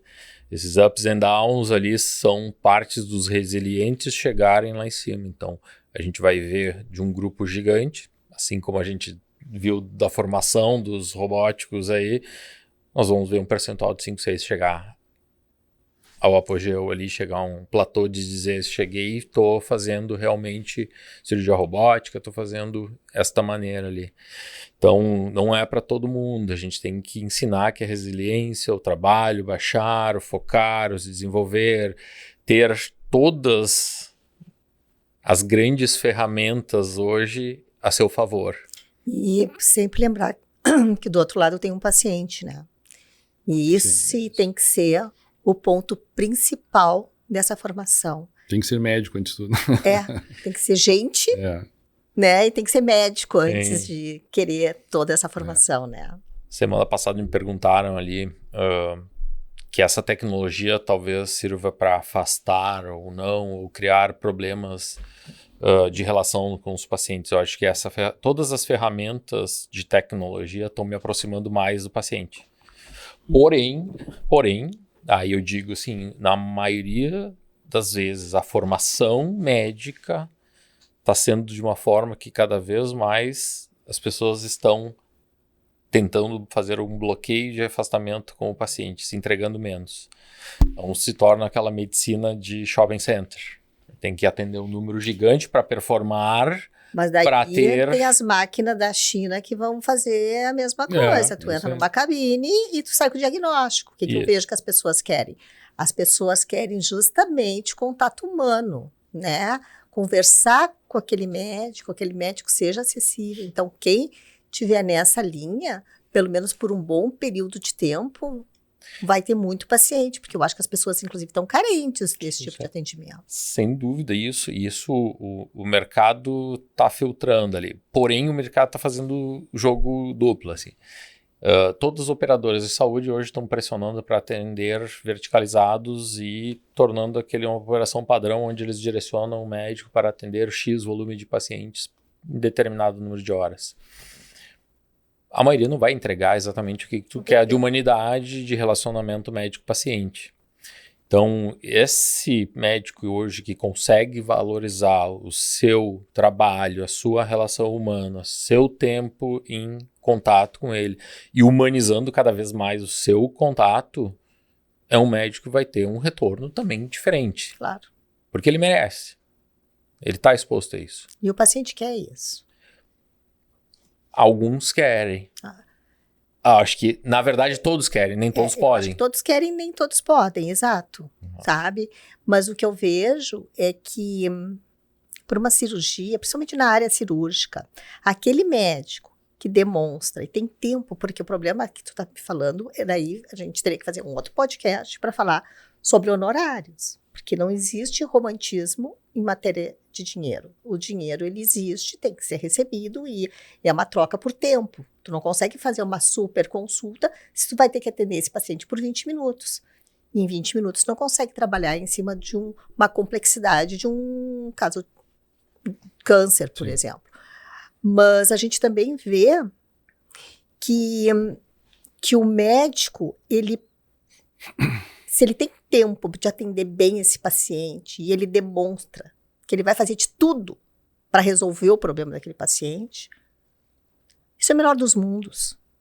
Porque o paciente, ele valoriza quem olha para ele e diz assim, olha, eu tô contigo, não sei se eu vou conseguir te curar, mas eu vou fazer de tudo para te curar.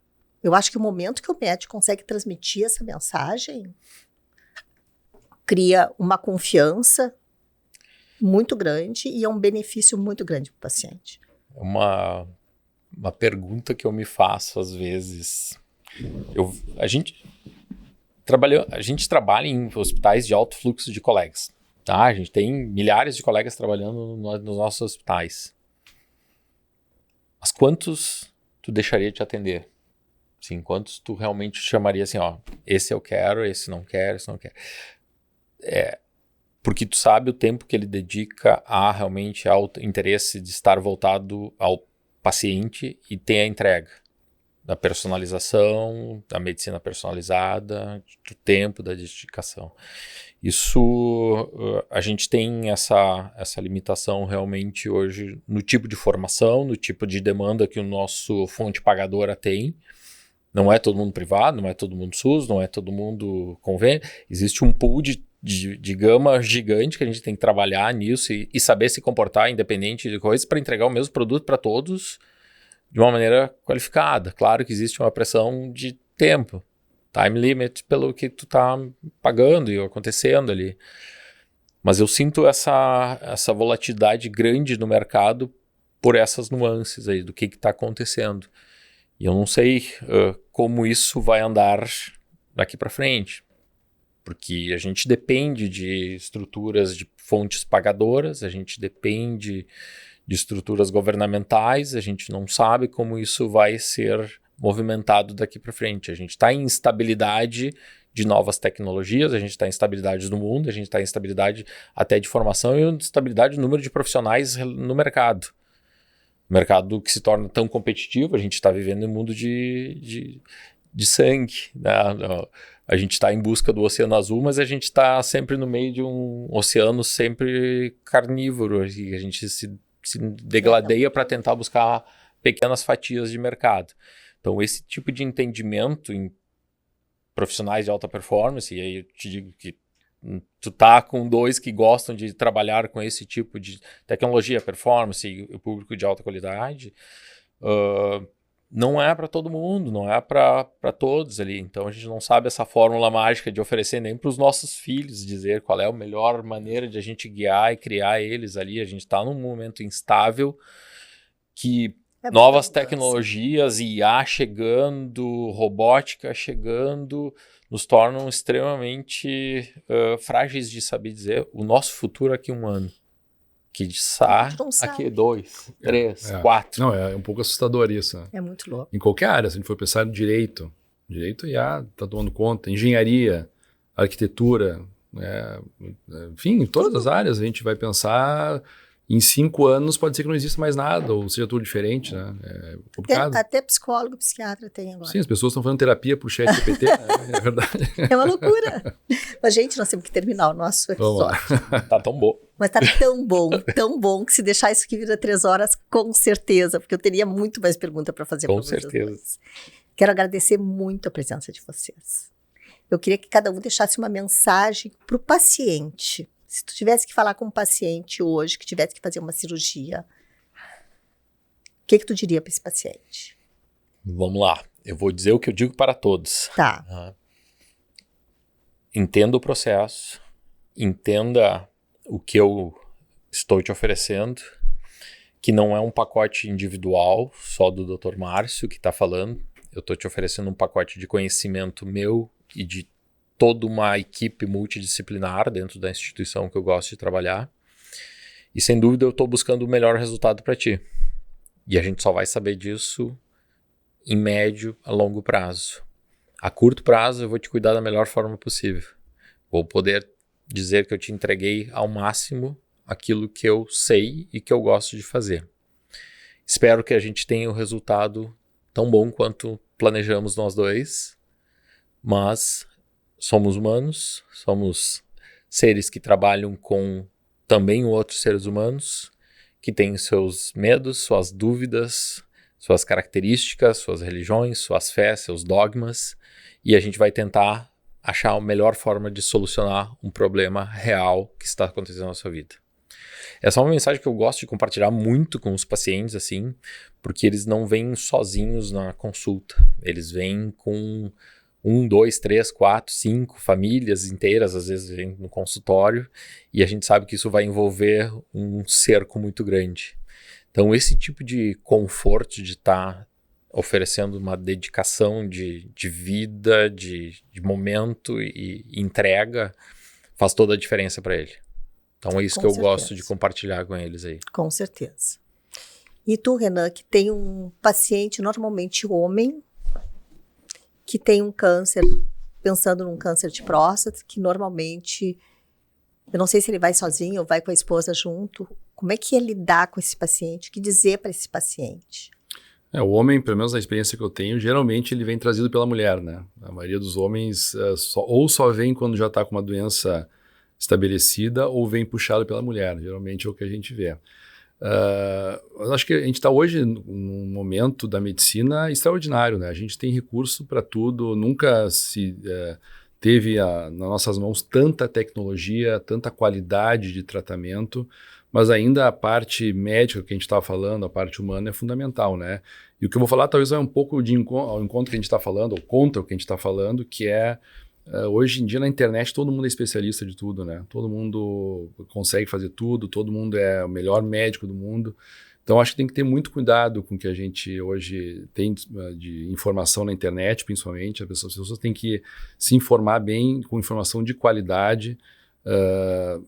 A internet nos ajuda demais, né? Mas não pode substituir de forma alguma o atendimento médico, né? As pessoas estão abandonando quem realmente sabe do assunto para se informar ou se tratar até mesmo pela internet, com aplicativos, enfim, e cuidar muito com o que se propagandeia, né? Tem muita gente, infelizmente, propagando coisas que não são corretas, né? A gente vê informações de maneira errada sendo divulgada, então acho que talvez isso seja muito importante, as pessoas cuidarem muito com o que tem disponível na internet, se informar bem e tentar procurar profissionais que realmente façam a diferença, né, no tratamento. E isso que tu levantasse também é uma coisa muito importante, porque como a internet que nem papel aceita qualquer coisa, às vezes um bom plano de marketing para o médico que não esteja preparado, ele pode aparentar ser um excelente médico, sem ter a parte